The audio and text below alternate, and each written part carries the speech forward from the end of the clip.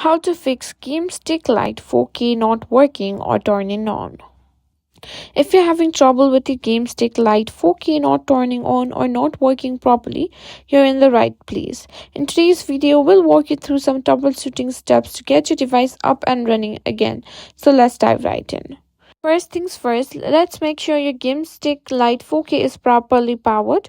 Check to ensure that the device is securely plugged into the HDMI port on your TV or monitor. Sometimes a loose or faulty power source can prevent the device from turning on. Try a different USB port or adapter if possible.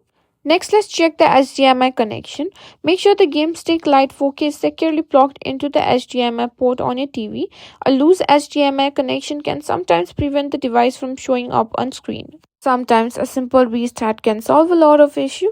Unplug the Game Stick Lite 4K from the HDMI and power sources for about 10 to 15 seconds. Then plug it back in. This gives the device a chance to reset, and often it can help resolve minor glitches or software issues that may be preventing it from turning on.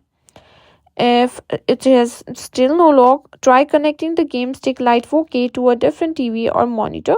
And that's a wrap. Hopefully one of these steps help you get your Game Stick Lite 4K up and running again.